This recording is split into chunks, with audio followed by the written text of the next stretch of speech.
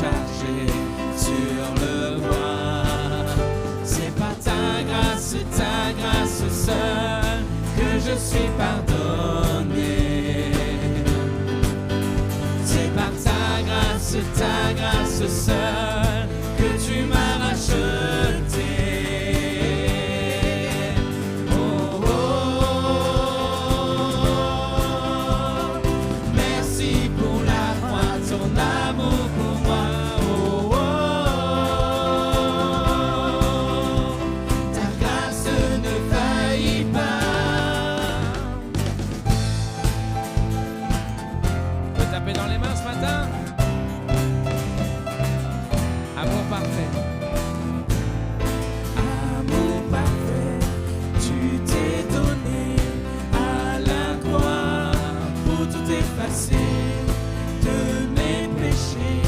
Tu t'es chargé sur le bois. C'est par ta grâce seule que je suis pardonné. C'est par ta grâce seule que tu m'as racheté. Oh, oh, oh. Merci pour la croix, ton amour pour moi. Oh, oh, oh. Ta grâce ne faillit pas.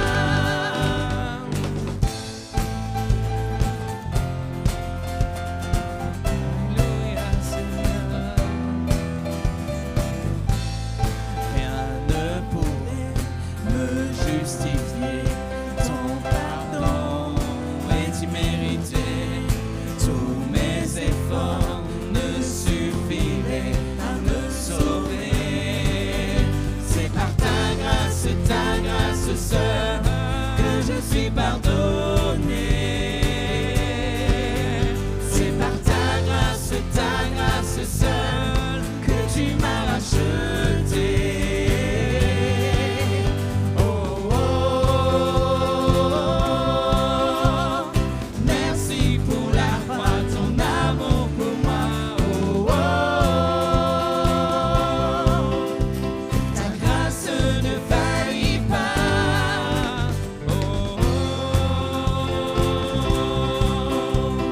Merci pour la croix, ton amour pour moi. Oh, oh. Ta grâce ne faillit pas.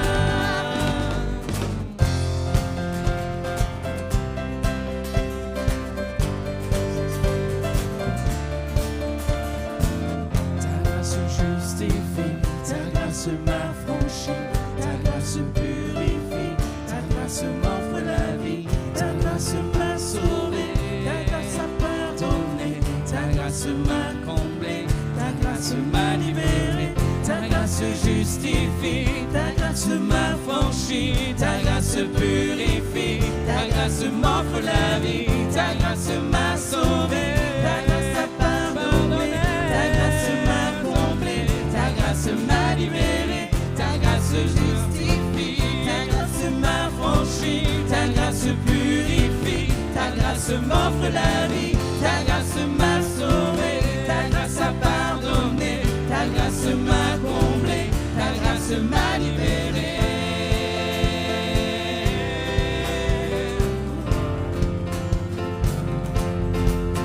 C'est par ta grâce seule que je suis pardonné. C'est par ta grâce seule que tu m'as racheté. C'est par ta grâce seule que je suis pardonné. Proclame ce matin de tout notre cœur. C'est par ta grâce seule que tu m'as racheté. C'est par ta grâce, c'est par ta grâce seule que je suis pardonné. C'est par ta grâce seule que tu m'as racheté. Oh, oh,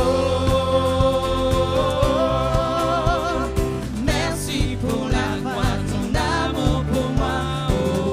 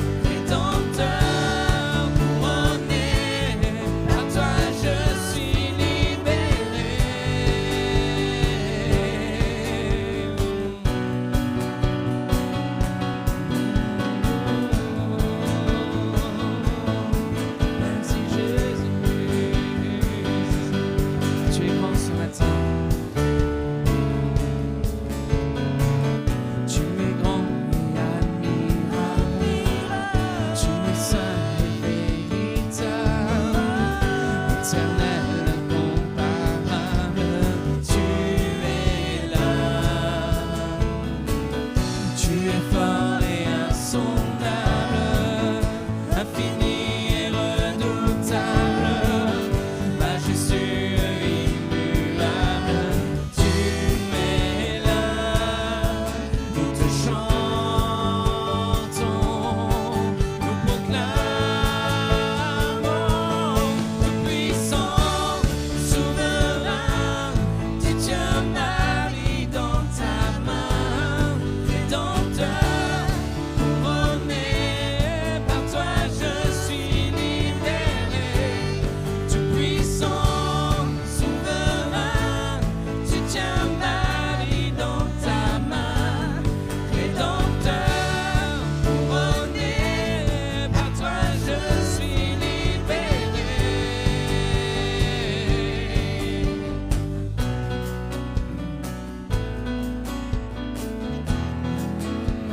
Entends nos cris ce matin, Seigneur. Il entend le cri de nos cœurs, de nos lèvres qui confessent son nom. Entends nos cris, entends nos cœurs, nous sommes unis pour toi, Seigneur. Entends nos cris, entends nos cœurs, nous sommes unis pour toi, Seigneur. Entends nos cris, entends nos cœurs, nous sommes unis pour toi, Seigneur. Entends nos cris, entends nos cœurs, nous sommes unis pour toi, Seigneur. Entends nos cris, entends nos cœurs, nous sommes unis pour toi, Seigneur. Entends nos cris, entends nos cœurs, nous sommes unis pour toi, Seigneur. Tout-puissant, souverain, tu tiens ma vie dans ta main, rédempteur, couronné, par toi je suis libéré. Tout-puissant, souverain, tu tiens ma vie dans ta main, rédempteur, couronné, par toi je suis libéré.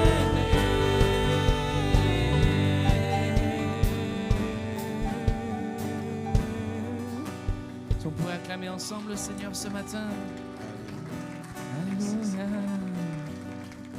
Peut-être élever nos voix tous ensemble, en harmonie, élever nos voix vers le Seigneur, juste lui dire merci ce matin, ensemble d'un même cœur, l'église d'Alès, qui se réjouit d'être dans la présence de son Dieu, qui élève le nom de Jésus et qui fait monter un parfum de bonne odeur vers le Seigneur. Oh Seigneur, entends les voix de l'église ce matin qui s'élèvent vers toi, les fruits des lèvres qui confessent ton nom, Seigneur, qui bénissent le nom de Jésus-Christ. Alléluia. Nous sommes assis dans les lieux célestes ce matin. Nous contemplons ta gloire, Jésus. Nous contemplons ta magnificence. Oh, tu es si bon, notre Dieu. Tu nous as tant aimés. Nous élevons ton nom ce matin, Jésus. Entends le cri de nos cœurs. Alléluia. Alléluia. Gloire au Seigneur. Gloire au Seigneur.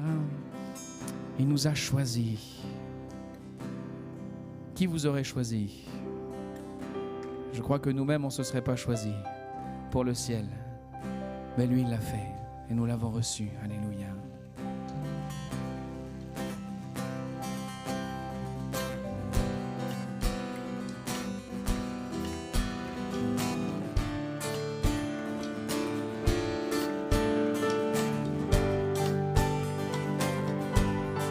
Tu m'as choisi, je t'ai reçu, tu m'as aimé, je t'ai aimé, tu m'as donné, j'ai accepté ta vie.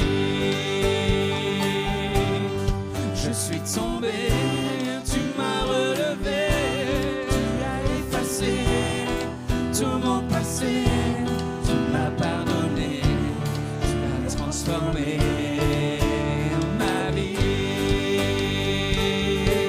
Encore et encore, encore à chaque instant, tant que je respire, je te choisirai. Encore à chaque instant, tant que je respire.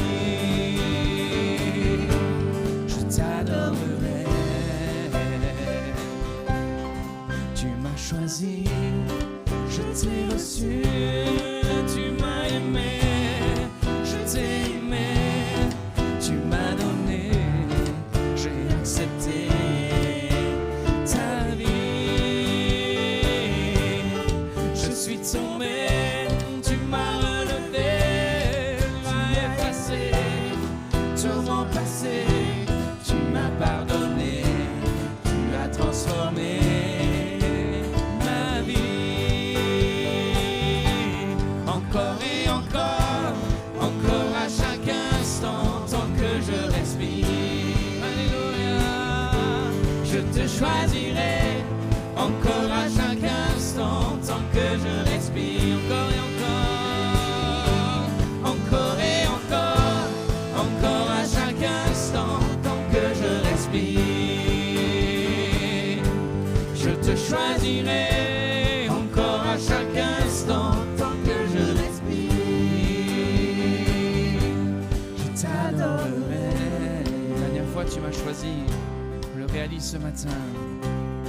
Tu m'as choisi, je t'ai reçu, tu m'as aimé, je t'ai aimé, tu m'as donné, j'ai accepté ta vie.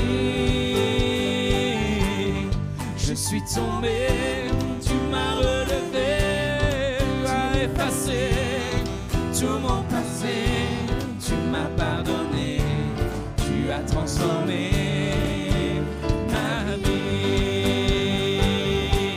Encore et encore, encore à chaque instant, tant que je respire. Je te choisirai, encore à chaque instant, tant que je respire. Encore et encore, encore et encore, encore à chaque instant, tant que je respire. Je te choisirai, encore à chaque instant, tant que je respire. Je t'adorerai, je t'adorerai, je t'adorerai, je t'adorerai. Très heureux d'être avec vous ce matin et sans plus tarder, j'aimerais partager avec vous la parole de Dieu. Et ce n'est pas un message que l'on prêche souvent peut-être, mais c'est celui que Dieu a mis sur mon cœur pour vous ce matin, pour nous. Et ce message, eh bien, a pour titre « La bonne estime de soi ». Je vous invite à une dynamique de prise de posture dans votre vie. C'est un message pour l'Église, mais l'Église est faite d'individus, hommes, femmes, de multigénérations. Nous voulons être une Église vivante. Nous avons pour habitude de déclarer à notre Église que les anciens ne sont pas l'Église d'hier, mais d'aujourd'hui. Les jeunes ne sont pas l'Église de demain, mais d'aujourd'hui. Et nous incluons également l'enfance. Les enfants ne sont pas l'Église d'après-demain, mais d'aujourd'hui. Et je vais vous dire une chose, depuis qu'on a pris cette posture et que nous incluons toute la multigénération dans notre vision, toutes les tranches d'âge ne cessent de progresser. Je crois que Dieu aime cela. L'Église est composée d'individus qui ont de la valeur aux yeux de Dieu. Et ça, nous le savons, nous le prêchons, nous le lisons, mais qu'en est-il de notre posture à nous ? Est-ce que seulement de dire « nous avons de la valeur aux yeux de Dieu » suffit ? Nous avons besoin aussi de nous positionner en disant « j'ai de la valeur ». Tu aimeras ton prochain comme toi-même. Et je crois que c'est important ce matin eh bien, de rentrer dans cette dynamique, non seulement d'une église en grand complet, mais chaque individu de prendre une posture où eh bien, je me tiens droit. Je me tiens droit parce que je sais que je suis aimé de Dieu et j'apporte aussi cette valeur dans ma vie pour entrer dans une saison de progression. Et donc pour l'Église ce matin, pour toutes les personnes nouvelles, pour les personnes anciennes, pour les jeunes baptisés, pour les dinosaures de l'Église peut-être, alléluia, les dinosaures vivants, alléluia. Je crois que je voudrais vous inviter à vivre pleinement cette prière. Je vous invite vraiment dans cette prière, la prière de David. dans le psaume 139, verset 14, d'avoir cette notion de faire cette prière, de vivre cette prière. Merci Seigneur d'avoir fait de moi une créature aussi merveilleuse. Tu fais des merveilles et je le reconnais bien. Alléluia. Amen. Dis à quelqu'un qui est à côté de toi, tu es une créature merveilleuse. Et les célibataires, ne commencez pas à en profiter pour faire une approche, s'il vous plaît, hein, ok? Et j'espère que tu as répondu, for sure. Oui, je sais, merci. Cette parole que David fait, cette prière que David fait, elle s'adresse à Dieu. Elle s'adresse à Dieu. Ce n'est pas une question là de se sentir au-dessus de Dieu. Il n'y a personne à côté en tant qu'humain pour se sentir supérieur à l'autre. C'est que David savait qu'il était précieux, sa vie était précieuse, et lui-même, eh bien, se déclarait précieux. Je te remercie de ce que je suis une créature si merveilleuse. J'aimerais vous conduire à faire cette déclaration avec le bon cœur ce matin, avec la bonne vision, avec la bonne estime de soi, avec la meilleure identité à avoir dans nos vies. Alléluia. Et je disais que cette prière s'adresse à Dieu et j'aimerais qu'on puisse revenir pour certains, peut-être pour quelqu'un va l'entendre pour la première fois, mais pour nous tous, revenir sur est-ce que nous savons comment Dieu s'identifie ?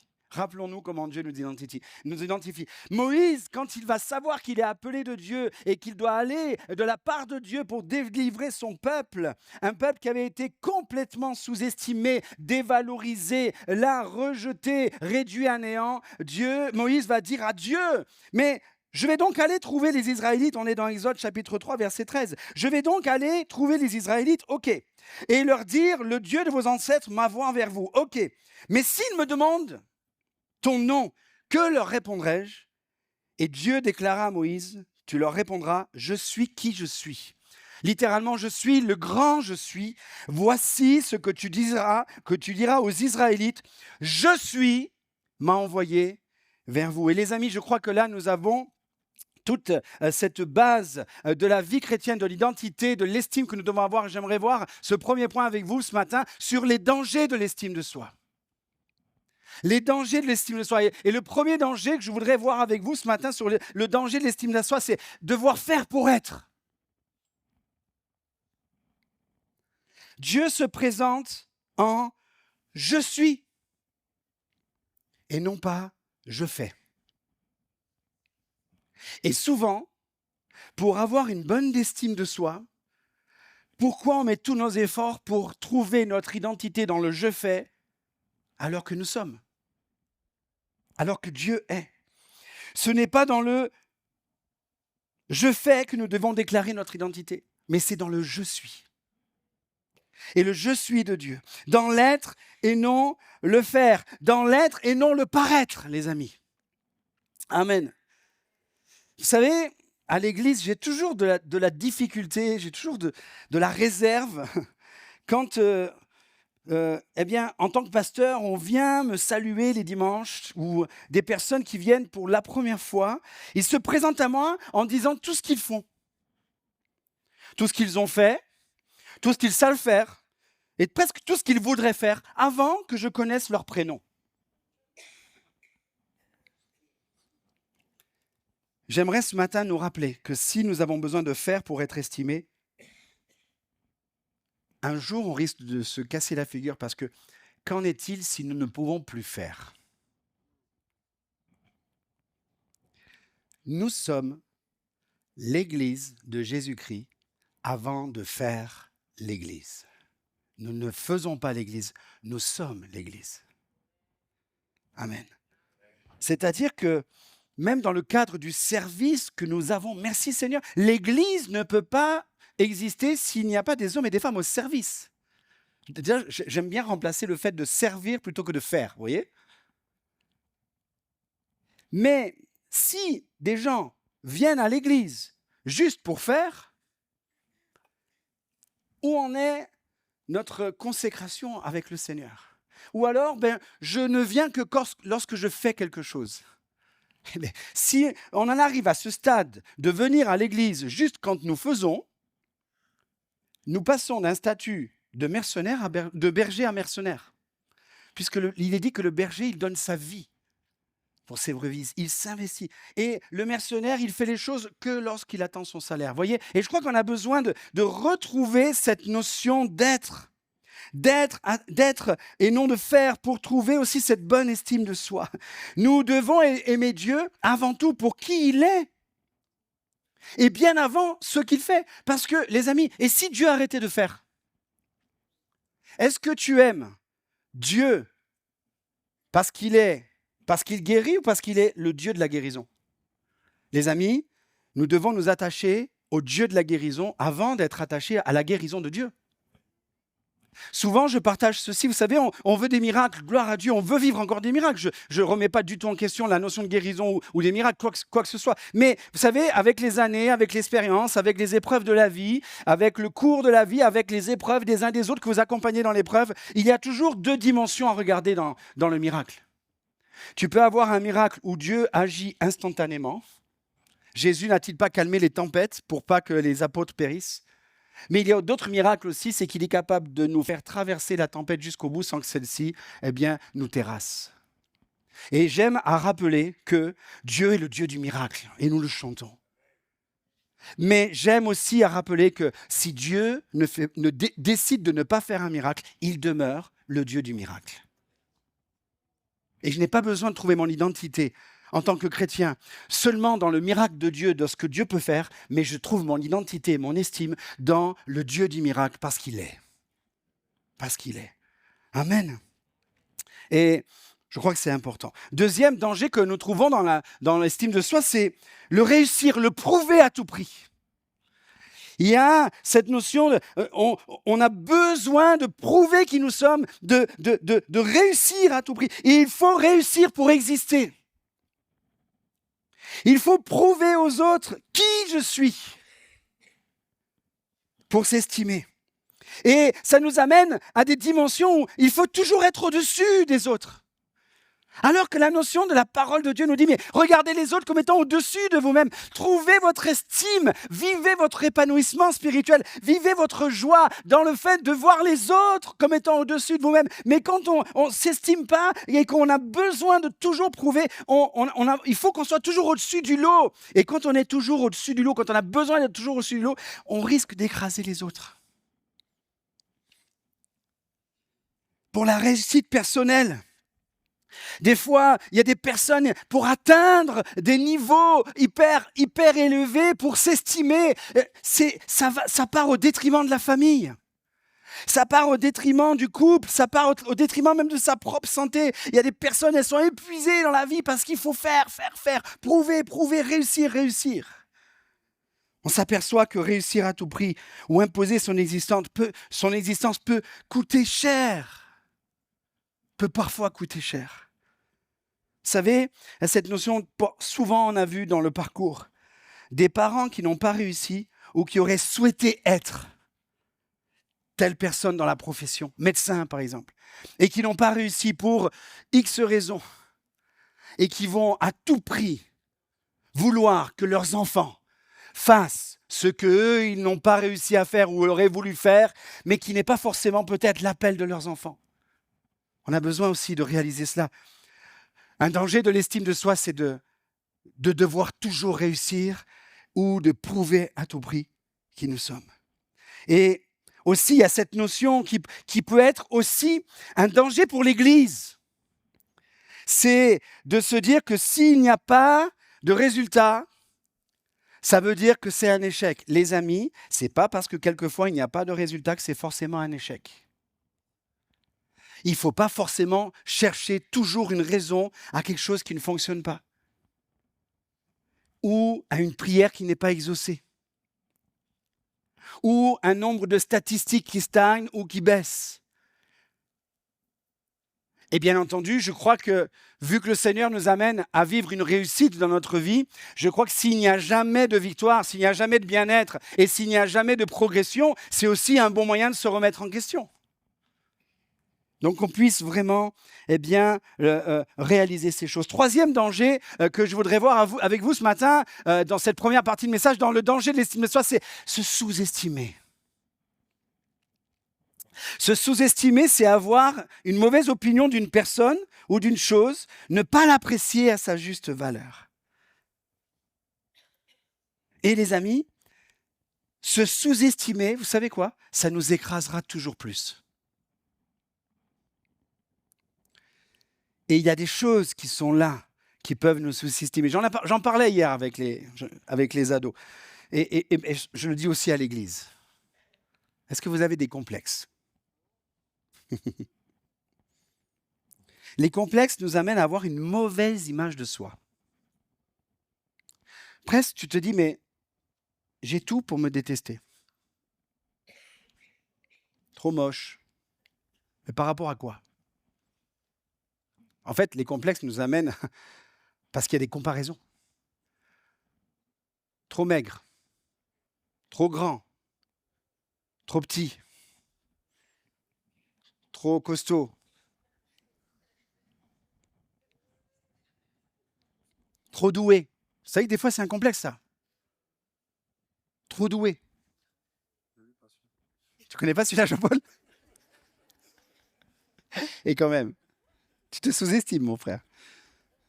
On va prier pour toi. Trop coincé, trop de quelque chose qu'on n'a pas.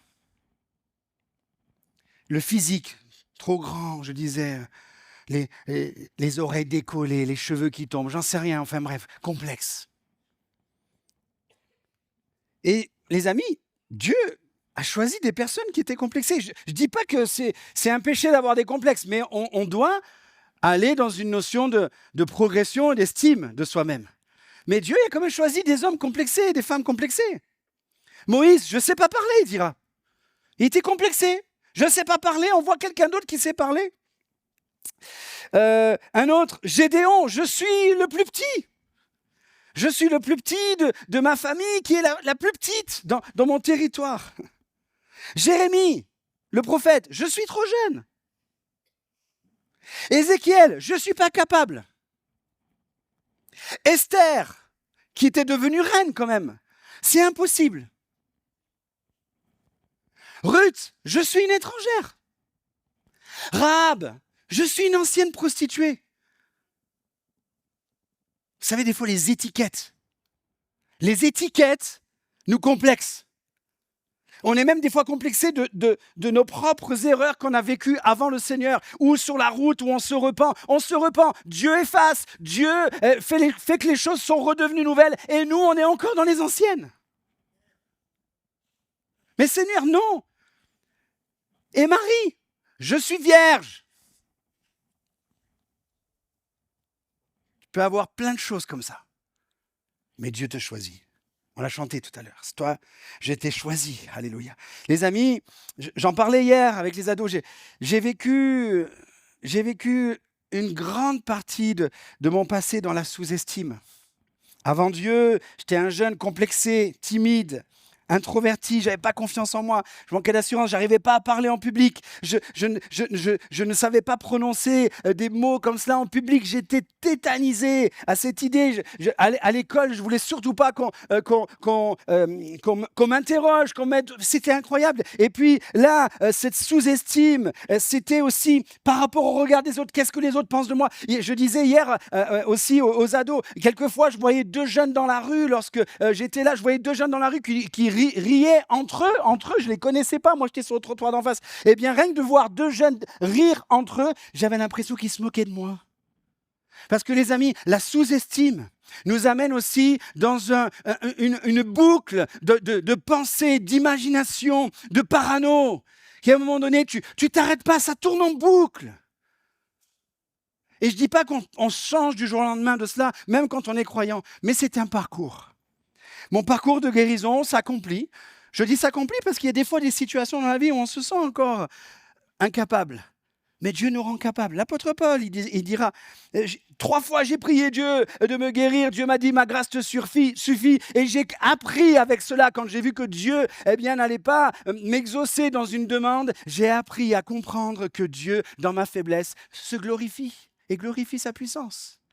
Mais ça, c'est une belle estime de soi, les amis. C'est une belle estime de soi. Et c'est un parcours, je ne dis pas, si tu es malade et que tu n'es jamais guéri, tu vas te sous-estimer tout le temps parce que tu es malade. Et tu peux vivre malade jusqu'à la fin de tes jours et être pleinement épanoui et pleinement au service de Dieu. C'est un parcours, l'estime. Il y a un chant, on ne l'a pas chanté en français, mais j'ai toujours aimé. Ma femme, elle aimait beaucoup ce chant en anglais. C'était un chant de Charity Gale. Je ne sais pas si vous connaissez, une chanteuse anglophone qui a chanté aussi I Speak Jesus, je dis Jésus. Et il y a un de ces chants qui dit, je l'ai noté pour nous ce matin aussi, c'est « Je sais qui je suis parce que le je suis m'a dit qui je suis ». Les amis, ça fait toute la différence. Je sais qui je suis. Parce que le je suis, le grand je suis, m'a dit qui je suis. Et donc, je peux faire cette prière. Je te remercie, Seigneur. Que je sois grand, que je sois petit, que je sois fort, que je sois maigre, que je sois doué, que je ne sois pas intelligent. Seigneur, je te remercie de ce que je suis, une créature si merveilleuse. Tes œuvres sont admirables, je le reconnais bien, littéralement, je me reconnais en toi. Je me reconnais au travers des œuvres que tu as faites. Et c'est vrai, c'est important de ne pas oublier que Dieu, la dernière des créations qu'il a fait, c'est l'homme et la femme. Il a fini par le parfait, la femme. Vous avez vu, il a fait d'abord l'homme et après, le plus que parfait, la femme. D'une côte de l'homme quand même. C'est pour voir si, mesdames, vous avez de l'estime.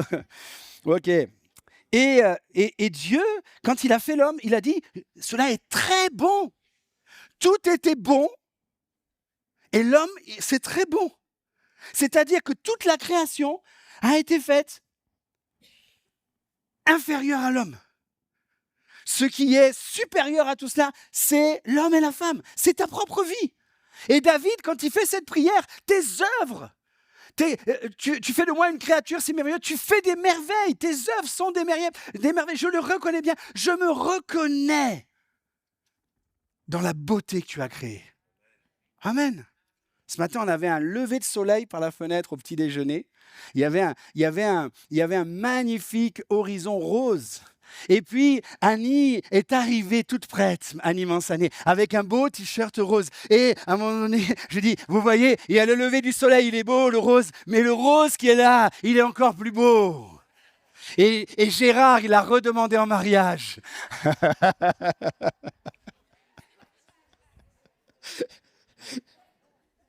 Alors les amis, en deuxième partie de message, si vous permettez encore un petit quart d'heure, vous me permettez un quart d'heure encore ?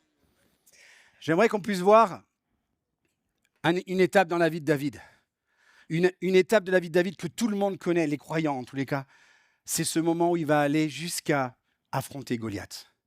Et je vous ai donné juste les références entre parenthèses pour que vous puissiez voir. Mais David, c'est un homme qui a pu faire cette prière. Je te remercie de ce que je suis une créature si merveilleuse. Et pourtant, c'est un homme qui avait une bonne estime de soi, malgré, premier, une dévalorisation paternelle. Une dévalorisation paternelle, les amis. C'est-à-dire qu'il y a ce passage dans 1 Samuel 16, verset 4, verset 11, tout ce passage-là, où le prophète Samuel, Dieu dit au prophète Samuel, tu vas aller dans la maison d'Isaïe. Parce que dans la maison d'Isaïe, il y a celui que j'ai choisi pour être roi à la place de Saül. C'est un homme qui est selon mon cœur. Samuel, il y va, et il y a quand même ce moment. Ton arrivée annonce-t-elle quelque chose d'heureux, Samuel ? C'était impressionnant quand il y avait. Je ne sais pas si vous avez des personnes, quand ils vous appellent, vous ne savez pas s'il faut répondre ou pas. À l'époque, Alain Denisou, quand il t'appelait, tu ne savais pas s'il fallait répondre ou pas, quand lui, il t'appelait, tu vois. Il y a des personnes, quand ils te disent « je viens te voir », tu ne sais pas ce que ça annonce. Et là, ton arrivée, Samuel, annonce-t-elle quelque chose d'heureux ? Il répondit « oui, c'est bon. Je viens pour offrir un sacrifice à l'Éternel. Sanctifiez-vous. » préparez ce moment où je vais vous rencontrer. Venez à moi au sacrifice. Il fit aussi sanctifier Isaïe et ses fils pour les inviter au sacrifice. Et quand Samuel arrive, vous connaissez l'histoire, vous la relirez, je ne vais pas m'arrêter trop là-dessus, je vais aller juste sur mes points. C'est que, en fait, David, il n'est pas là. David, il a 17 ans quand même, les amis.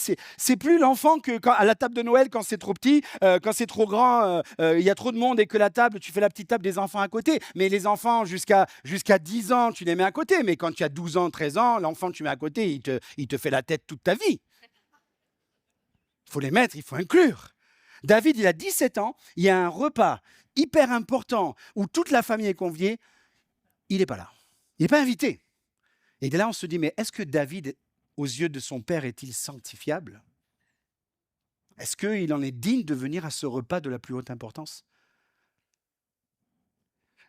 Est-ce qu'il y a là tous tes fils à un moment donné, puisque Dieu dira, il n'y a aucun de ceux-là que j'ai choisi, il n'est pas là. Et il reste encore le plus jeune. Il reste encore le petit.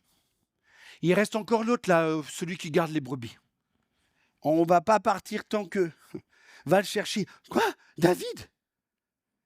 Et là, surprise, c'est David qui est choisi. David a connu une dévalorisation paternelle. Et j'aimerais vous dire ce matin, quelle que soit la dévalorisation, Dieu nous déclare ceci. Une femme oublie-t-elle l'enfant qu'elle nourrit? C'est pas possible. Not sure. Cesse-t-elle d'aimer l'enfant qu'elle a conçu? Not sure.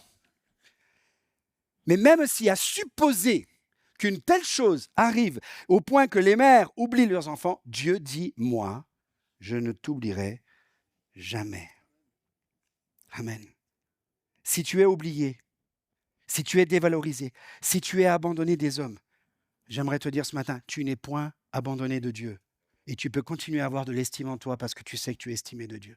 Et pendant la louange, Dieu m'a donné cette pensée. Il y a une femme ce matin, une femme qui élève seule ses enfants, qui a été abandonnée, méprisée, qui vit une rupture conjugale et qui a vécu une rupture conjugale. J'aimerais te dire, madame, ma sœur, tu n'es point oubliée de Dieu. Tu n'es point oublié de Dieu. Et les années de déception, de souffrance et de déchirure que tu as vécues, Dieu va te réparer, Dieu va te guérir et tu vas avoir un avenir tellement joyeux qu'il va te faire oublier la tristesse de ce que tu as vécu. Prends cette parole ce matin, mets-la sur ton cœur et elle s'accomplit. Alléluia. Deuxième sous-estime que David a vécu, c'est un homme qui a gardé la bonne estime de soi malgré l'humiliation en public de son grand frère. On est dans ce passage de 1 Samuel 17 où vous connaissez, vous le lirez. Si vous ne connaissez pas, je vous laisse lire, je ne veux pas m'attarder sur le contexte. Et David vient, il prend des nouvelles parce que le père lui avait demandé d'aller. Il y a ce défi qui était là, l'armée des Philistins, avec un défi de taille. Il y a un géant qui est là, qui a mis au défi, si quelqu'un vient et me bat, on vous sera soumis. Si c'est moi qui le bats, eh bien vous nous serez soumis. Et à ce deal comme ça, et ça fait 40 jours que ça traîne. Et personne n'y va. Personne n'ose, personne ne se sent à la hauteur d'y aller. Et David, il arrive, il entend ça et il commence à poser des questions. Qu'est-ce que c'est? Pourquoi? Etc. Il s'intéresse un petit peu. Il a toujours 17 ans, là, il s'intéresse un petit peu à la vie des adultes. Et là, il a son frère, en plein public, devant tout le monde, qui le dévalorise. Il dit, qu'est-ce que tu fais? De quoi tu te mêles? Il a été enflammé de colère, il est dit. Eliab était enflammé de colère. Le frère aîné, vous savez, dans la fratrie, l'aîné. C'est important. Il fut enflammé de colère. On dit, mais pourquoi es-tu venu ici? À qui as-tu laissé ton troupeau? Déjà, tu fais que garder des troupeaux, c'est rien. À qui tu as laissé ça? Qu'est-ce que tu fais? Je connais ton orgueil. David n'était pas orgueilleux. Lui, il l'était par contre, Eliab. Vous savez, ça aussi, hein, c'est une manière de dévaloriser les autres. C'est de faire croire à l'autre ce que toi tu es et que toi tu n'admets pas. Je connais la méchanceté dans ton cœur. Quelle méchanceté? Il vient pour porter des rations, de la nourriture pour ses frères. c'est pour voir la bataille hein, que tu es descendu. C'est ça exactement. Et les amis, David reçoit en public une parole très méprisante, dévalorisante. Il est dit, verset 30, David se détourna de lui pour s'adresser à un autre. Les amis, quand tu as une bonne estime de toi, même si tu es dévalorisé en public par ton grand frère, eh bien, tu te détournes, tu ne te justifies pas, tu ne cherches pas à te justifier, et tu continues. Parce que tu sais qui tu es. Tu sais qui tu es. Si l'autre, il te donne une mauvaise définition de toi, toi, tu sais qui tu es. Après, si tu as tout le monde qui dit la même chose qu'Eliab, ah ben là, il vaut mieux essayer de se remettre en question. Mais quand il n'y a qu'une personne. Ensuite, j'avance, hein, je vais rapide. Hein. David a été un homme qui avait la bonne estime de soi, malgré la sous-estimation du roi, Saül. Il est aussi dévalorisé par la réalité des circonstances humaines et société. La société ne misait pas sur le roi, qui était le représentant de la société, ne misait pas sur David. Mais, ma foi, il n'y a qu'un seul volontaire. Depuis le temps que tout le monde, personne s'est encore approché de Goliath. Des fois, avec humour, je me suis dit, pourquoi personne s'est approché? Il paraît que non, il n'y paraît pas. Une des récompenses de celui qui allait battre Goliath, c'était la fille de Saül, Michal. Je ne sais pas si elle était belle, pas belle, j'en sais rien. Hein. Je lui dis, non, mais ce n'est pas parce que c'était pour pas épouser Michal qu'ils n'allaient pas. Ils avaient peur, ok, hein, d'accord?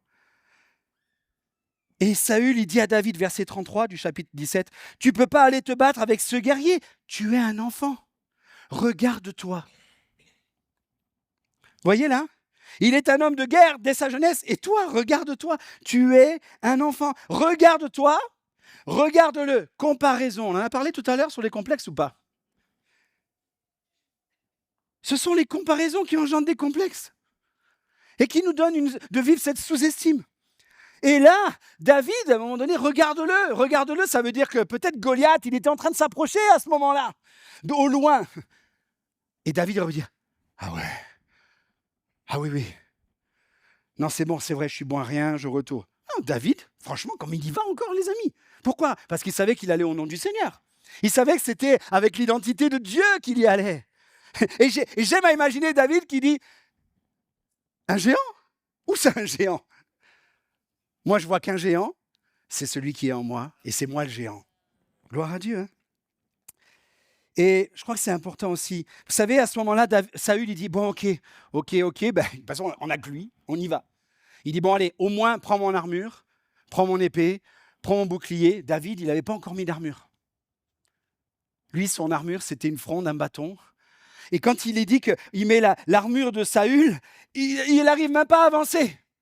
Il n'arrive pas à avancer. Et il dit, je ne peux pas marcher avec cette armure, verset 39. Je ne suis pas habitué encore. Et il s'en débarrassa. Gloire à Dieu. Les amis, il s'en est débarrassé et il est allé prendre son bâton, des pierres dans le torrent, des choses qu'il connaissait dans ce moment-là. Et puis Saül, il n'a pas dit non, si tu ne prends pas ça, tu y vas pas, tu fais ça. Non, il est allé. Et les amis, vous savez à quoi me fait penser cet exemple lorsque nous devons bien nous estimer, c'est qu'on n'a pas besoin de devenir quelqu'un d'autre ou d'avoir d'abord les talents de quelqu'un d'autre pour faire ce que Dieu nous demande. Il va devenir David, mais il n'était pas encore. Et Saül, il lui a donné comme une charge à porter qu'il n'était pas encore apte à porter. Mais David a eu le courage d'avancer avec qui il était à ce moment-là. Amen. Et merci Seigneur. Et le dernier exemple que je vois de David, c'est que c'est un homme qui avait la bonne estime de lui. Vous voyez ce matin, quand je garde que David a une bonne estime, c'est qu'il avance toujours vers l'avant. Il avance toujours vers la victoire. Il ne s'est pas laissé arrêter par la dévalorisation paternelle. Il ne s'est pas laissé arrêter par l'humiliation en public de son grand frère. Il ne s'est pas laissé arrêter par la sous-estimation du roi. Et là, il arrive presque à l'arrivée. Il arrive au terme. Et là, il y a le mépris et l'insulte de son adversaire Goliath. Goliath, il le regarde, il le méprise, il le rabaisse, il le dévalorise au plus haut point. Suis-je un chien, Goliath? Suis-je un chien pour que vous m'envoyiez ça? Il faut savoir une chose, qu'à l'époque, la culture de l'époque, le chien, c'était dehors les chiens presque. dans la notion humain. On parle, attention, s'il y a des protecteurs des animaux ce matin, ne venez pas me trouver pour ça. Je parle d'une culture. J'aime les animaux. On aime les animaux. Hein.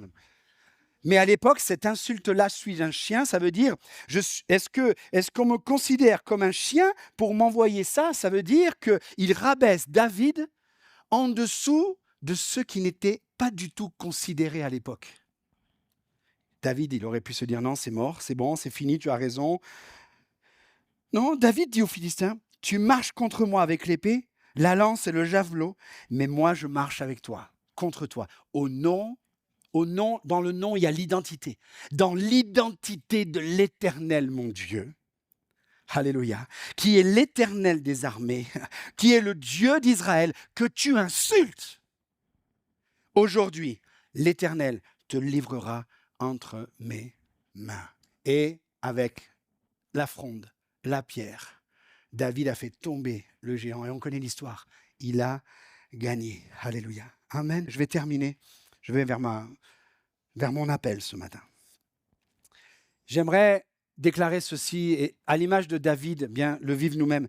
Les amis, la dévalorisation des hommes au sujet de David ne l'a pas emporté face à la valeur que David se savait en Dieu. Amen. La vie peut nous amener souvent dans des situations méprisantes. David, plus tard, connaîtra encore la dévalorisation. Il sera méprisé par une de ses femmes, Michal. Il sera méprisé par un fils, Absalom, qui voudra aller jusqu'à prendre le trône à sa place. David connaîtra aussi la dévalorisation en ayant péché lui-même contre Dieu. Mais de connaître Dieu, de se savoir qui il était en Dieu, même avec ses erreurs, la repentance, le rabaissement, lui a amené toujours à rester et à avoir, au final, cette bonne estime, jusqu'à la fin. Et les amis, on parle encore de David aujourd'hui. J'ai eu l'occasion d'aller en Israël il y a 10 ans de cela, ou 12 ans de cela, et là-bas, en fait, oui, on entend parler de Moïse, bien entendu, on entend parler d'Abraham, bien entendu. Tu peux jouer, ma soeur, hein, si tu veux, franchement. Mais c'est fou, quand vous parlez de David, quand vous entendez les gens d'Israël qui parlent de David, on a l'impression que c'est encore leur roi aujourd'hui. Amen. J'aimerais vous laisser avec ces versets. Notre estime de soi prend toute sa valeur en Jésus-Christ, car nous avons tout pleinement en lui. Les amis, je le disais aussi aux ados hier matin, nous avons été rachetés à un grand prix. Christ, de riche qu'il était, a accepté de se faire pauvre. Lui, le Fils de Dieu, dans la gloire, dans le ciel, a accepté de venir prendre, jusqu'à la mort de la croix, jusqu'à la honte de la croix, le mépris, le plus fort à l'époque où Jésus est mort la plus infâme, la plus honteuse, la plus méprisante, la mort sur la croix. Jésus l'a accepté parce que c'était le chemin qu'il savait qu'il devait prendre pour venir nous chercher et nous élever avec lui en dignité, jusque dans le ciel pour l'éternité. Amen. Et j'aime ce passage aussi.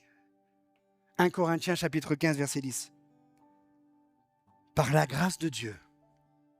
Et ce matin, j'aimerais vous le déclarer avec tout mon passé, avec tous mes casseroles de complexité, de timidité, de sentir d'avoir été incapable, etc. De jamais penser qu'un jour j'aurais pu devenir pasteur, servir Dieu, devenir papa, etc., etc. Mais je peux dire, comme l'apôtre Paul, par la grâce de Dieu, je suis ce que je suis.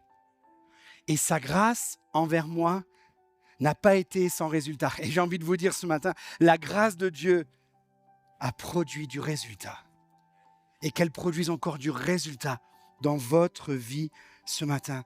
Alors, au-delà de David, que chacun, nous puissions faire cette prière.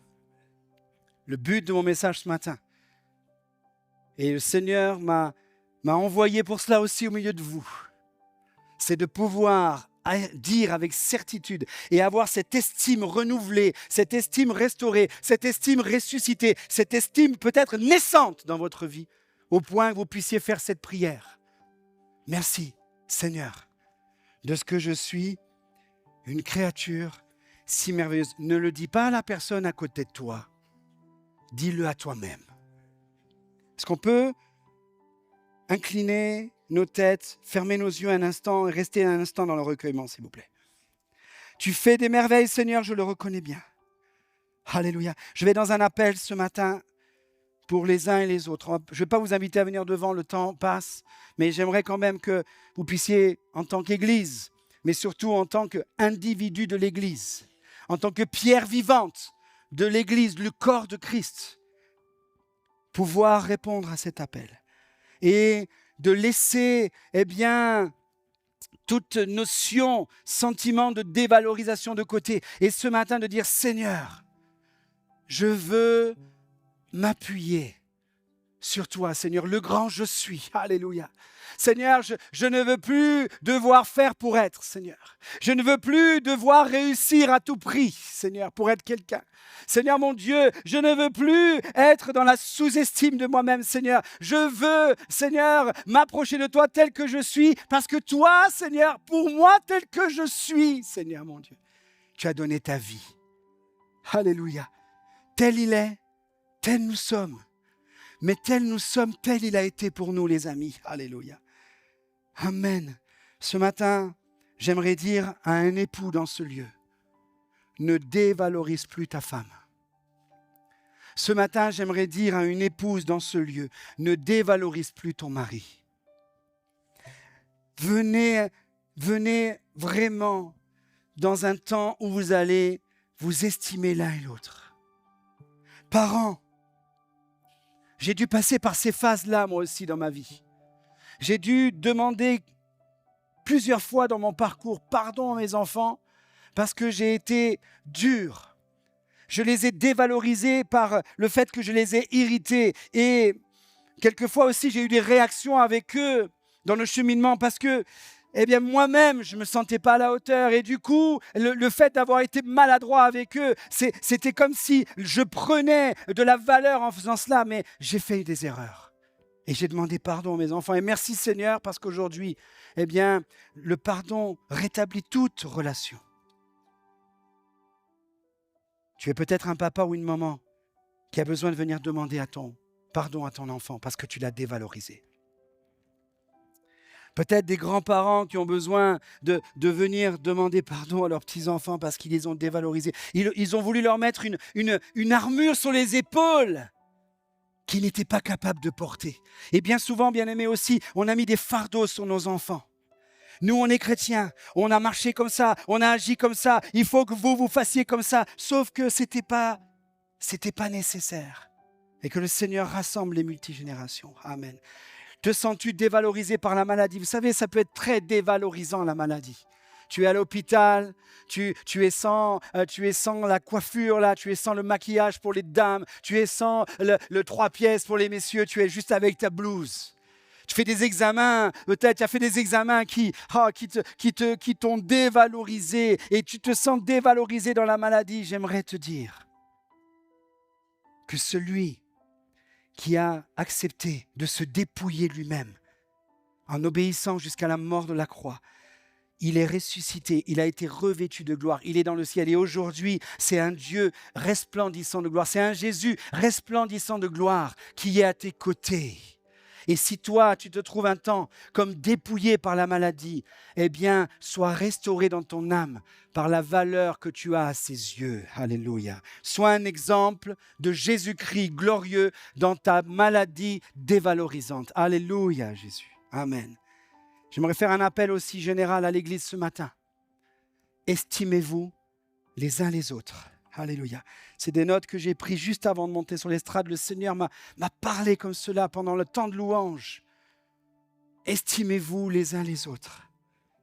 Alléluia. Ce matin, même en tant que pasteur, on a besoin d'entendre ce message.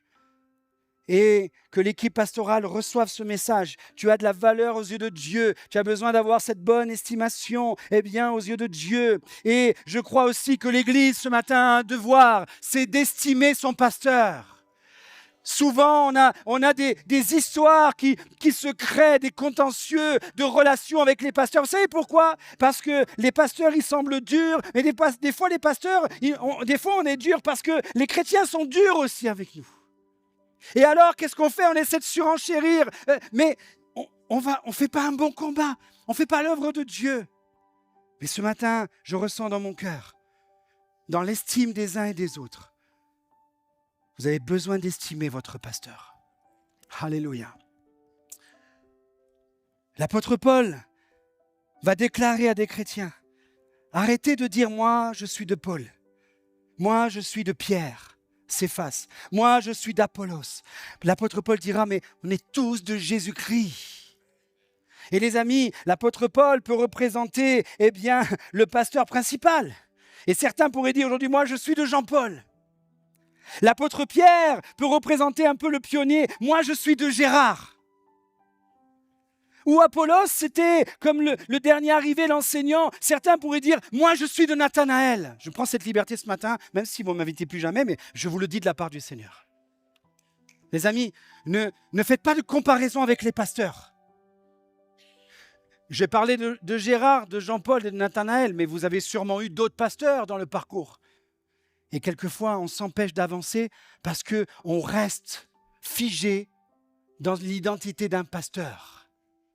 Ce n'est pas dans l'identité d'un pasteur, d'un homme, d'une femme, d'un service que nous devons être unis. C'est dans l'identité de Christ. Et je crois que chaque pasteur, heureusement, merci Seigneur qu'on est tous différents. Vous imaginez si tout le monde était comme moi, comme ça serait monotone dans la vie, les amis.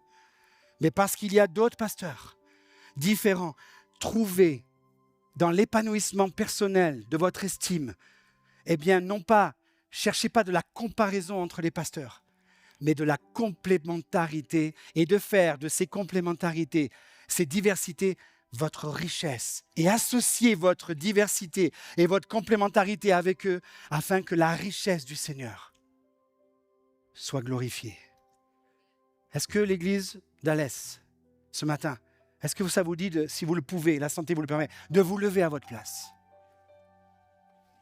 Et j'aimerais prier. J'ai fait des appels dans l'individuel, j'ai fait des appels dans le collectif, mais je crois ce matin que nous avons besoin de rentrer dans cet appel et de marcher d'une manière digne de la vocation qui nous a été adressée. Et la manière digne de la vocation qui nous a été adressée, c'est de marcher en Christ, d'être dans l'identité de Christ et d'être dans la volonté de Christ qui veut que tous les âmes soient sauvées, hommes, femmes, quel que soit leur passé, quelles que soient leurs erreurs, quels que soient leurs péchés, quelle que soit leur chute, qu'ils se relèvent. Le Seigneur veut sauver tout le monde et il veut choisir son Église aujourd'hui. Et si son Église aujourd'hui, en 2026, n'est pas unie ou se sous-estime, qui va faire la volonté de Dieu aujourd'hui?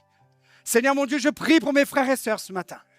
Je prie pour cette église, je prie pour chaque personne qui représente cette église. Je prie pour chaque personne qui sert dans cette église. Je prie pour chaque personne qui a construit dans cette église. Je prie pour chaque personne, Seigneur, que tu vas appeler à construire encore pour cette œuvre. Je prie, Seigneur mon Dieu, pour les familles. Je prie pour les pères, je prie pour les mères. Je prie pour les enfants, je prie pour les petits-enfants. Je prie pour les grands-pères, les grands-mères, les oncles, les tantes, les frères, les sœurs. Je prie pour les pasteurs, Seigneur mon Dieu. Je prie pour l'équipe, Seigneur mon Dieu. Je prie, Seigneur mon Dieu, que toutes et tous, Seigneur mon Dieu, puisse avoir cette bonne estime de soi, Seigneur mon Dieu. Seigneur, que chacune, chacun, oui, Seigneur, nous pouvons faire cette prière. Je te remercie de ce que je suis une créature si merveilleuse. Je te remercie, Seigneur, que de ce que mon époux est une créature merveilleuse. Je te remercie de ce que mon épouse est une créature si merveilleuse. Je te remercie de ce que mon pasteur est une créature si merveilleuse. Je te remercie, Seigneur, que telle personne, même la mamie dans l'église, est une créature si merveilleuse. Je te remercie, Seigneur.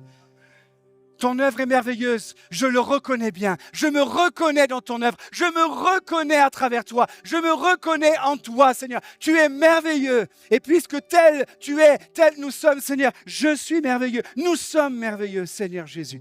Et Seigneur mon Dieu, nous savons combien le diable s'attaque à l'estime de soi parce qu'il a réussi avec les années et les décennies à essayer de détruire ton peuple à cause, Seigneur mon Dieu, Seigneur, de tant de conflits. Mais Seigneur, ce matin, nous sommes bien là, unis devant toi. Et nous voyons à travers ces temps-là, Seigneur mon Dieu, et ta fidélité, Seigneur, que l'adversaire, il a bien été, Seigneur, vaincu à la croix, Seigneur, et que rien ne prévaloir. Seigneur, même pas le séjour des morts pour ton Église. Elle est bien debout, ton Église, ce matin. Et nous voulons qu'elle soit plus que jamais debout. Est-ce que l'Église de Jésus-Christ, l'Église qui appartient à Jésus-Christ, de la région d'Alès, peut acclamer le roi des rois ce matin?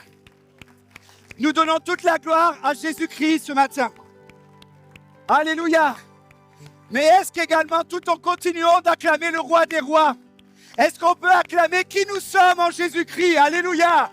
Est-ce qu'on peut déclarer merci Seigneur de ce que nous sommes une créature si merveilleuse? Alléluia. Et nous allons aller de l'avant, notre Dieu, et nous allons marcher avec toi encore. Ton œuvre est merveilleuse, Seigneur. Est-ce qu'on peut acclamer encore le Seigneur ce matin? Alléluia. Gloire à Dieu. Amen.